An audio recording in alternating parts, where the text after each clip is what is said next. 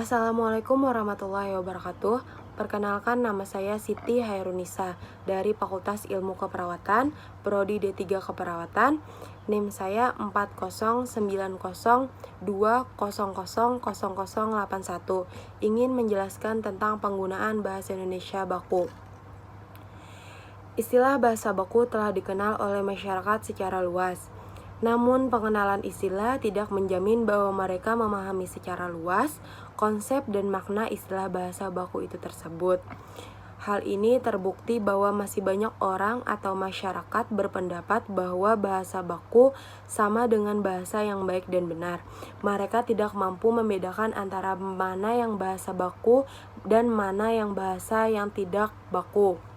Ada orang berpendapat yang bernama Alwi mengatakan bahwa kita berusaha menggunakan bahasa baku di situasi resmi ataupun yang tidak resmi. Sedangkan dalam kedudukannya sebagai bahasa negara yang ditetapkan sehari setelah Hari Proklamasi Kemerdekaan Republik Indonesia, sebagaimana dinyatakan dalam Pasal 36 Undang-Undang Dasar 1945, sejak saat itu bahasa Indonesia menjadi bahasa resmi yang digunakan dalam mengelola negara dalam situasi formal seperti interaksi di kantor-kantor, di sekolah-sekolah, pidato dan ceramah, serta secara tertulis dalam buku. Namun tidak semua orang menggunakan tata cara atau aturan-aturan yang benar, salah satunya pada penggunaan bahasa Indonesia itu sendiri, yang tidak sesuai dengan ejaan.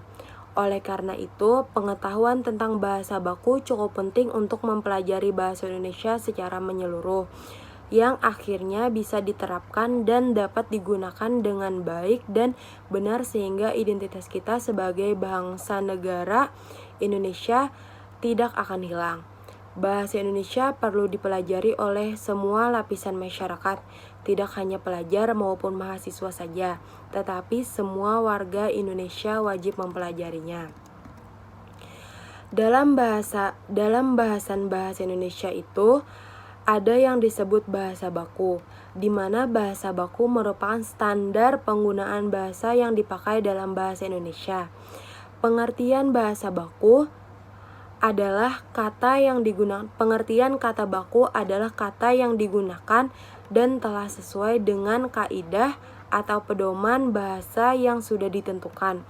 Pengertian kata baku ini merupakan suatu kata yang aturan dan ejaan kaidah bahasa Indonesia sudah benar serta bersumber dari bahasa baku, yakni Kamus Besar Bahasa Indonesia atau bisa juga disebut dengan KBBI. Biasanya, kata baku digunakan untuk penulisan ataupun pengungkapan kata-kata yang bersifat resmi, baik dalam suatu tulisan atau dalam pengungkapan kata. Umumnya, kata baku digunakan sesuai dengan kaidah bahasa Indonesia yang telah ditentukan sebelumnya.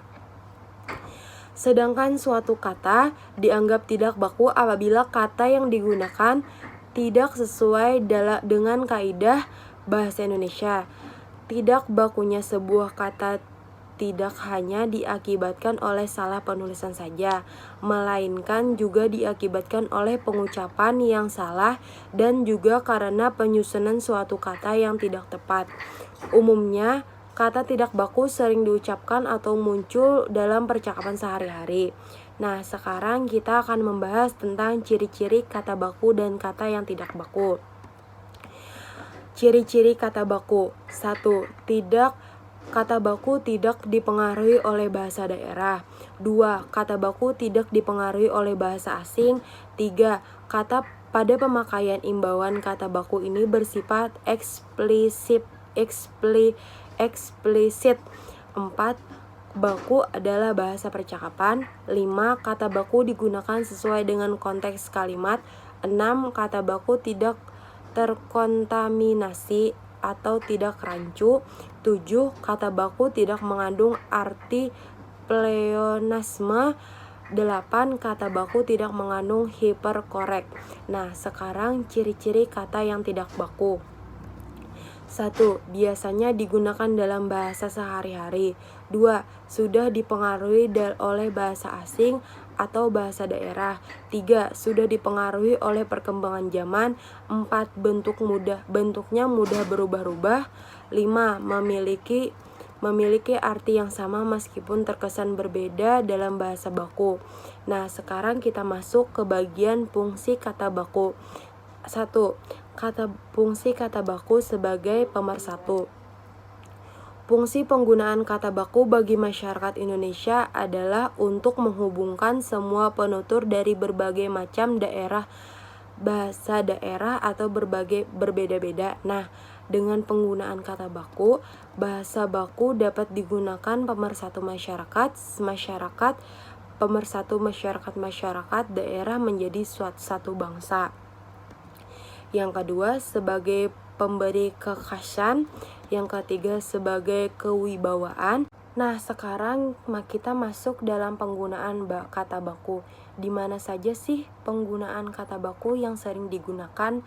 Yang pertama, untuk surat dinas, surat edaran, surat resmi lainnya, membuat laporan, membuat karya ilmiah, membuat nota dinas, membuat surat lamaran pekerjaan, saat musyawarah atau diskusi, saat pidato dan rapat dinas, surat menyurat antar organisasi, instansi atau lembaga dan lain sebagainya.